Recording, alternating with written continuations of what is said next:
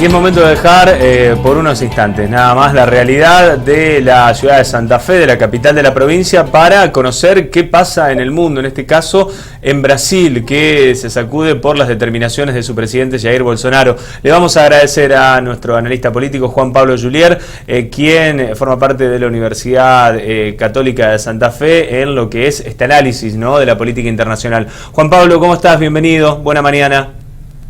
¿Qué tal? ¿Cómo están? Bien, bueno, tratando de conocer qué pasa en este Brasil que está convulsionado, ¿no? Medidas que ha tomado Jair Bolsonaro en torno a esta pandemia de coronavirus, que en un principio no la tomó tan en serio y después se encontró con números que en realidad muestran la gravedad de esta situación.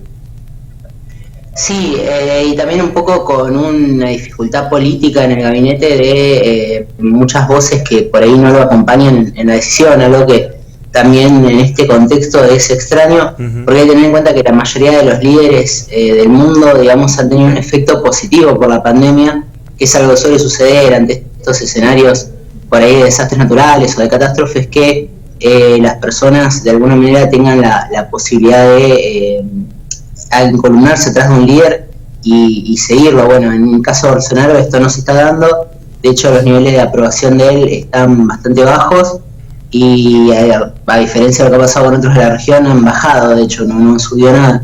Es una situación bastante compleja la que vive a nivel político y tiene ya bastantes problemas de aprobación con su propio gabinete, y ni hablar en el Congreso.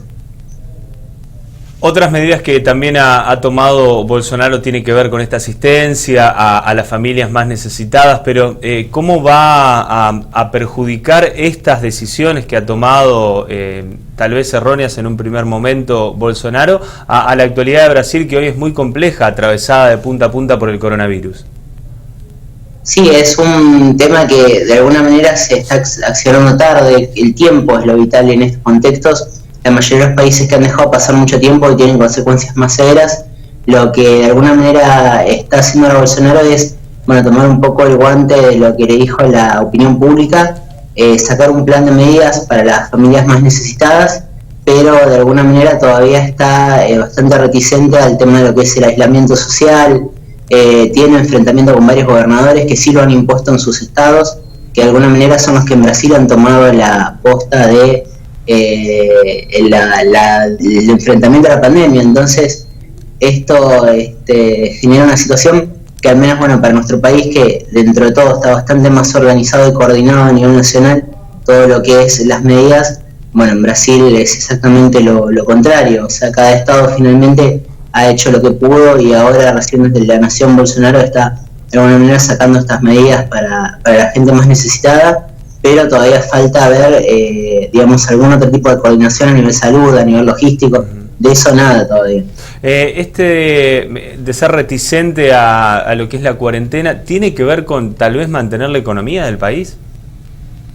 Es un poco el dilema que se plantea a nivel general, o sea, si se salvan vidas o se salva la economía. Muchos especialistas dicen que en realidad es una dicotomía falsa, porque uno no tiene economía que salvar si no hay vidas que la utilicen.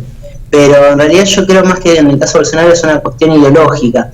No hay que olvidarse que él forma parte de un gobierno fuertemente ideologizado y que de alguna manera está representando una postura de un determinado sector del Brasil que opina lo que opina Bolsonaro, que no hay que parar, que hay que continuar con la actividad, y de alguna manera lo está llevando adelante. El problema es que se ha enfrentado hoy en día con un fuerte porcentaje de gente que piensa lo contrario, y también con fuertes presiones a nivel interno en el gabinete y en el Congreso para que también se haga otro tipo de medida. Claro, ya venía compleja la situación en la relación política entre los referentes en Brasil, y esto creo que aún agravó más y dejó bien en claro, ¿no?, las posturas que hay políticas en el vecino país. Sí, así es. Está bastante dividido todo lo que es político. No hay un liderazgo claro también, eso es un poco lo que pasa.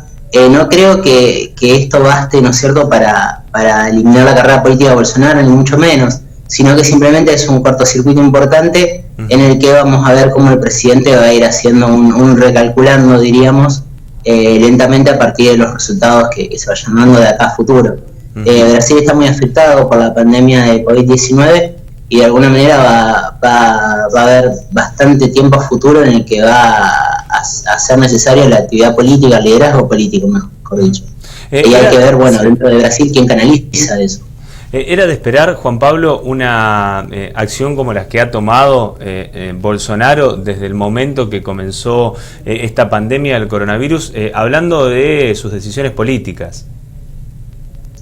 Es un poco impredecible lo que puede llegar a decir Bolsonaro, ¿no? Era esperable el alineamiento en su momento con Donald Trump, pero el tema es que Donald Trump finalmente después cambió de postura y Bolsonaro sigue teniendo la misma.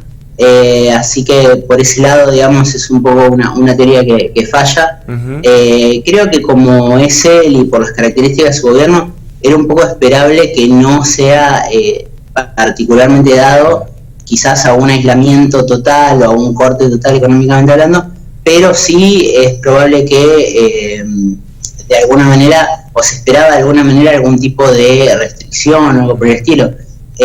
Si uno toma una aplicación muy conocida de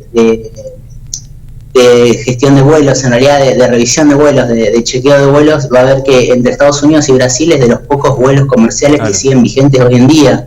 Entonces, también es un poco un cierto alineamiento que hay de Brasil hoy en día incondicional con Washington, un poco esta postura.